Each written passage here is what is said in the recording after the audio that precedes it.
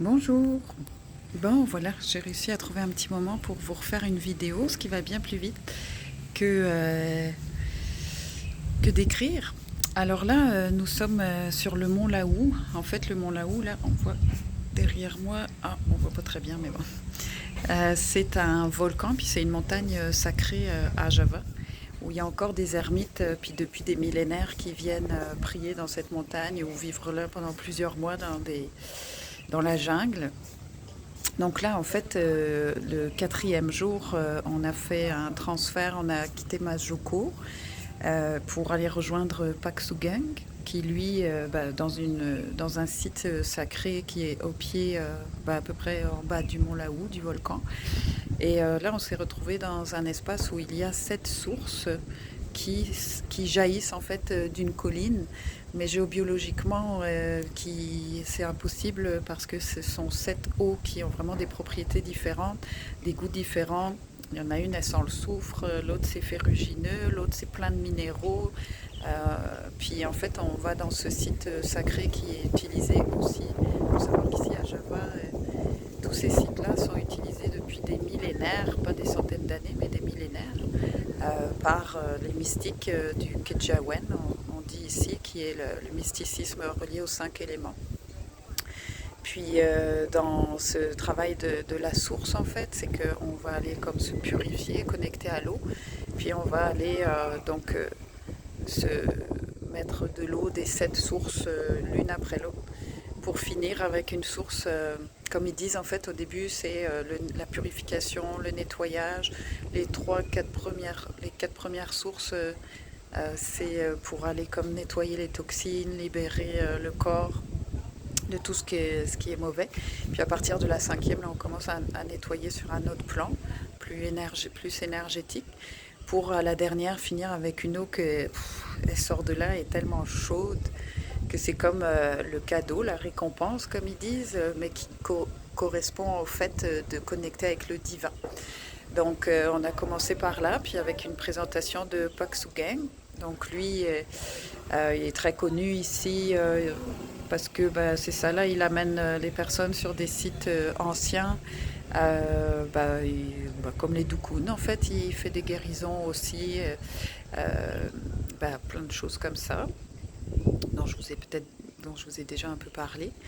Puis donc dans son énergie, lui, c'est vraiment différent de Majoko dans le sens où il est très. Moi, je dis c'est comme un courant d'air. Quand je le regarde de face, physiquement, je le vois, mais dans ma vision périphérique, souvent, je le vois pas.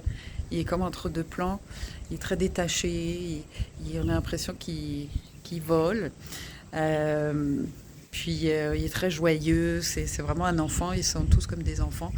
Il chante pour prier. Lui, il fait des chansons. Puis il a tout un parcours.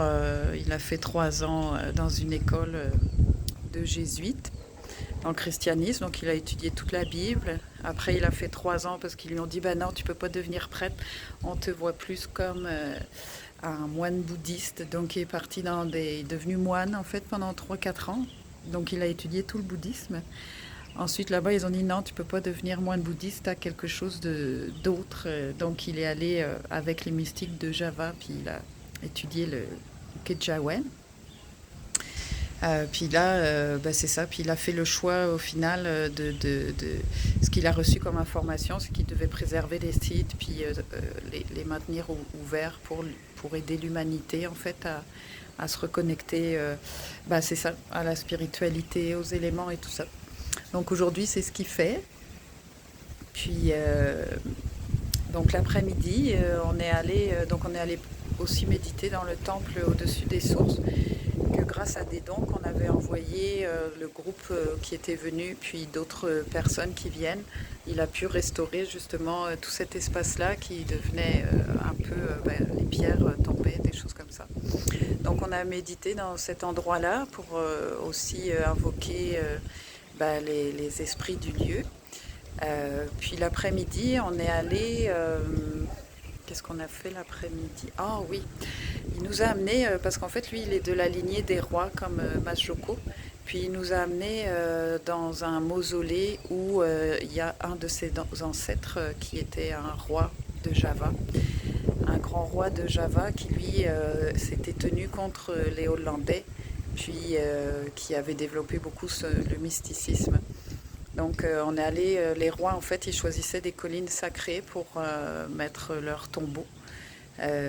Donc on est allé dans cet espace où il y avait plein de tombes autour du mausolée, un espace pour prier.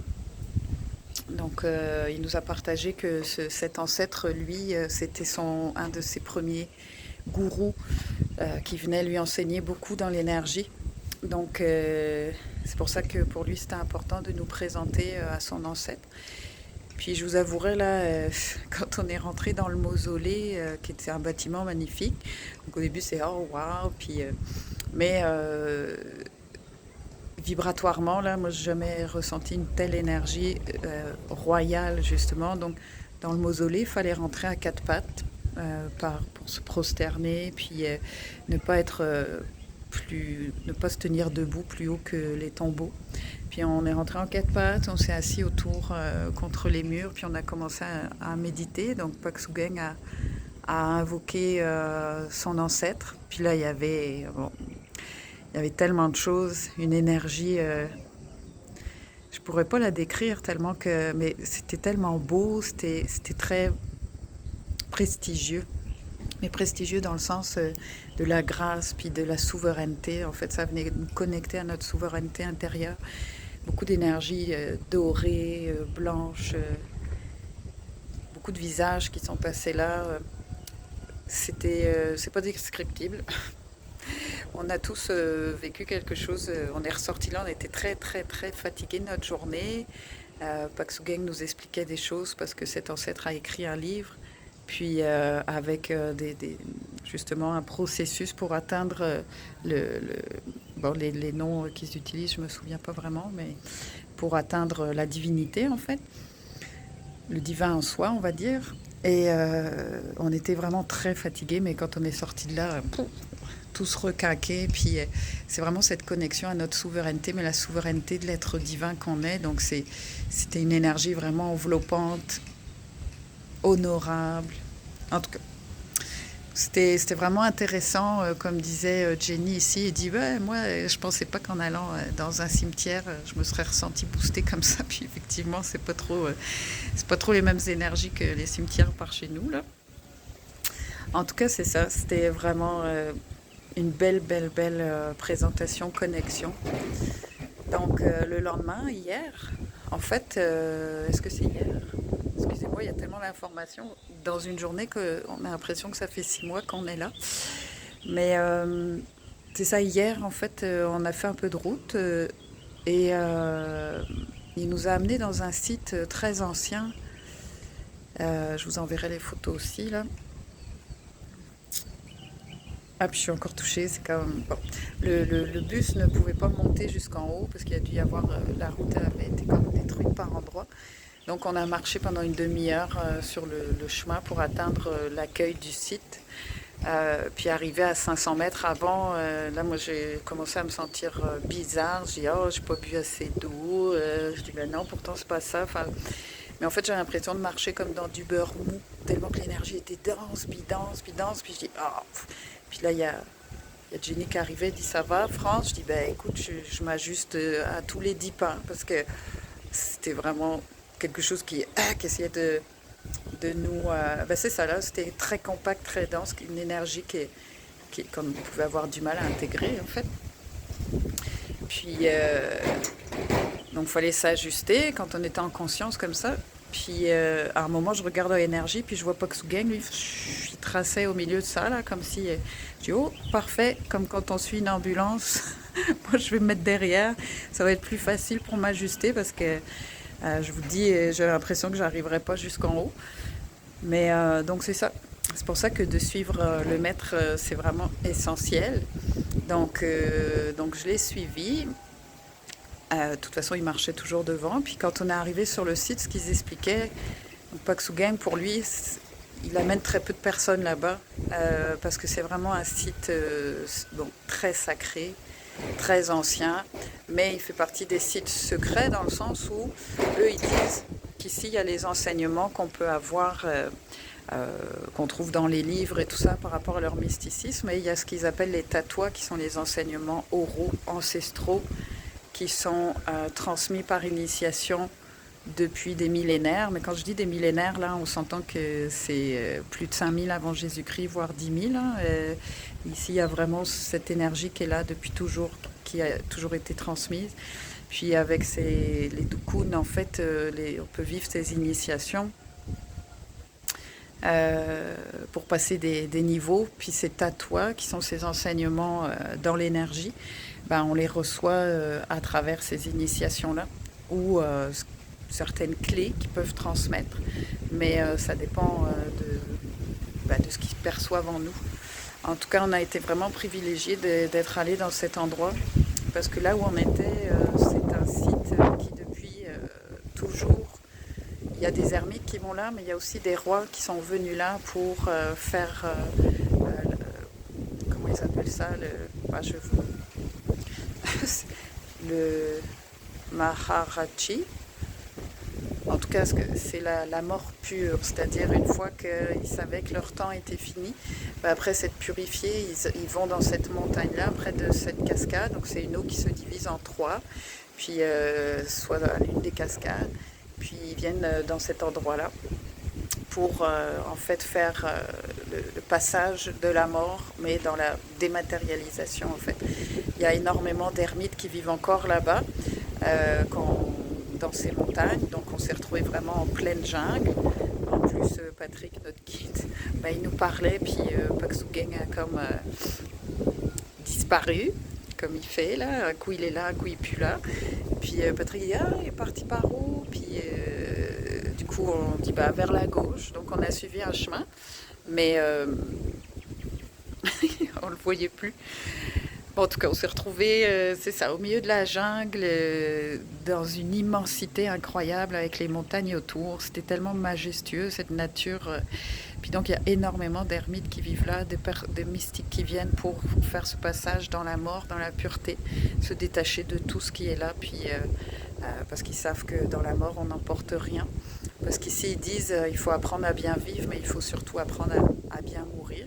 D'ailleurs, c'est ce qu'on enseigne aussi à l'académie, parce que c'est son attachement à la matière ou ces choses-là qui fait qu'on se crée du karma au final. Donc justement, c'est un endroit qui vient comme purifier de tous les karmas qu'on a pour pouvoir faire cette mort. Donc je disais, personne n'a fait le choix de mourir aujourd'hui, là, parce que on va sur des sites, on fait l'expérience, mais après c'est sûr, on est comme dans des découvertes puis des initiations. Donc là, on a réussi à retrouver Paksugeng, ça faisait une demi-heure qu'il priait les esprits du lieu, puis de la cascade, de cette eau sacrée. Donc ça a été tout un processus pour y accéder. Il fallait le mériter, cet endroit. Bien que c'était magnifique, porteur, mais le chemin, c'est ça. Bon, ça va encore, hein, mais je veux dire, on voit que c'est pas un endroit qu'on peut trouver soi-même. Puis, quand on est arrivé, je suis encore touchée parce que c'est des endroits qui sont tellement purs, tellement sacrés, puis il y a tellement d'informations de ceux qui sont venus se purifier, méditer, ces ermites qui sont dans les montagnes, les cavernes. Donc en tout cas, on est rentré en connexion avec l'eau, puis je vais vous partager mon expérience. C'est comme, c'est ça là, on vient comme mettre notre tête sous l'eau, puis moi j'ai trouvé un endroit où il y avait un rocher, puis j'ai posé mon front, puis c'est comme s'il y avait une place juste pour mon front, comme si la pierre était déjà formée pour ça. Puis quand je me suis mise comme ça, à peine mise comme ça, je sentais l'eau qui arrivait, mais là, elle devenait plus, le flot devenait plus important. Puis après, ça s'arrêtait. Puis là, le flot devenait... Puis ça a fait ça 3-4 fois dans un rythme régulier. Donc bon, on sait que c'est pas tellement du hasard dans les incantations. Puis après, je me suis assise dans l'eau. J'ai connecté avec tous les éléments. Je suis devenue l'eau. Il y avait un vent qui tournait permanent, qui était là. Il y avait la terre, le feu par le soleil ou les bouts d'encens incandescents, là. Puis je vous dirais qu'à un moment donné, ah oui, c'est ça, j'ai connecté avec un rishi dans une autre pratique où on était. Puis là, il est venu, puis il m'a montré un mudra. Puis il m'a dit, fais ce mudra. Puis quand j'ai fait le mudra, ben, j'ai déjà vécu des états de non-substantialité du corps, mais là, moi, là, j'étais. C'est pas que j'étais plus là, mais j'étais juste une conscience dans le tout. J'étais juste la conscience. J'étais dans la pure lumière. Il y avait comme. J'étais l'énergie créatrice, en fait, le divin. Puis c'est ça qu'on va connecter, ce qu'ils disent Shiva. On va connecter à Shiva, qui est la création. Et je vous dirais que je suis restée là-dedans, puis je dis, hey, j'ai disparu. J'ai disparu. Pour moi, j'avais disparu, là. J'étais comme dématérialisée. Puis à un moment donné, mon mental est revenu. Puis quand j'ai regardé autour de moi, il n'y avait plus personne. Je dis, ah, il n'y a plus personne. Ils sont tous partis. Peut-être j'ai vraiment disparu. Puis ils m'ont pas retrouvée. Mais moi, je me suis dit, je peux me laisser aller. Il y a un gourou qui est là. Si je pars, il va me ramener dans la matière. Enfin, j'imagine que s'il nous amène là. Puis c'est vrai que moi, j'y vais là, en conscience. Puis là, je dis, hey, ça se trouve, j'ai disparu. Puis là, je réapparais. Ça fait peut-être 3 mois que je suis là. Parce que l'eau, je la sentais plus. J'étais devenue tous les éléments d'un coup. Puis là, après, j'ai entendu du bruit. J'ai vu qu'ils étaient derrière. Bon, autant vous dire que il m'aurait fallu un peu plus de temps pour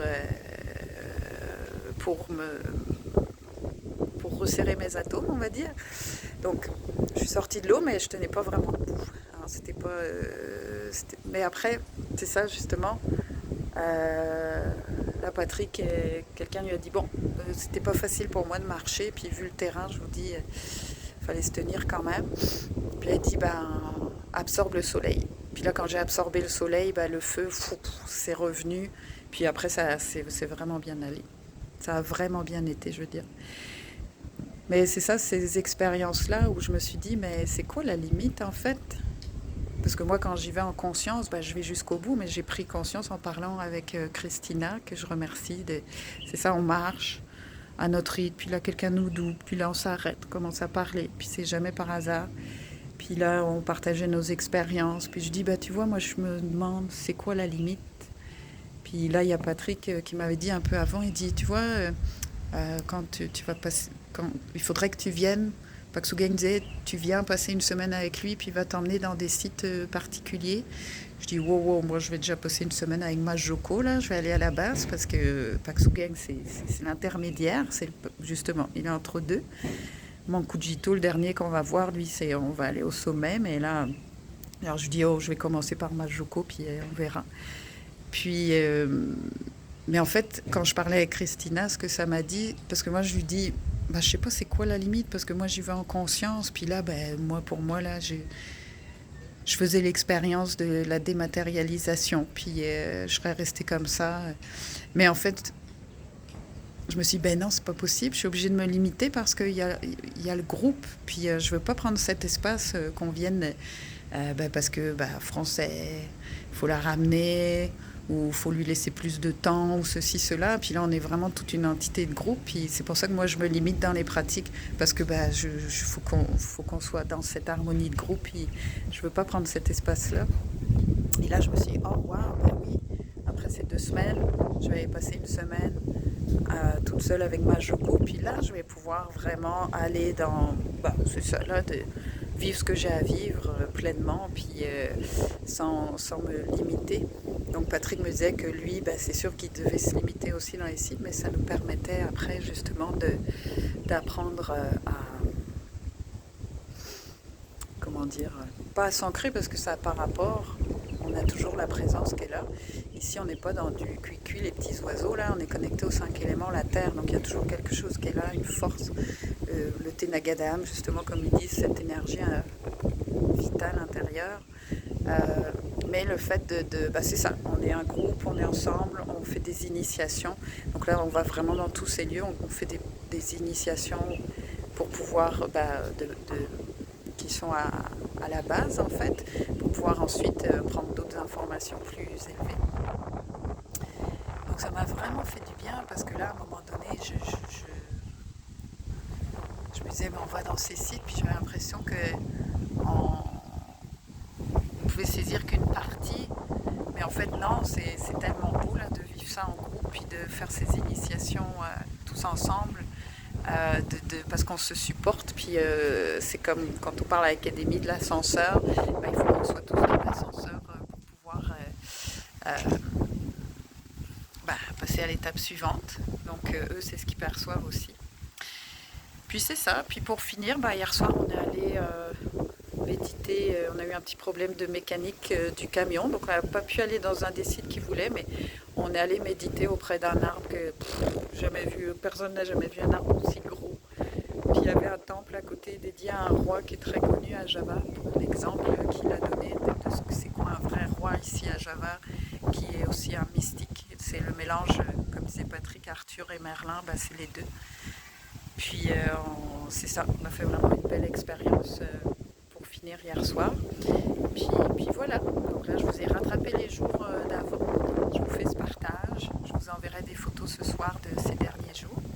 Puis là il est temps qu'on reparte, donc surprise, moi je connais pas le programme vraiment, il change un peu, donc c'est ça. Alors à la prochaine.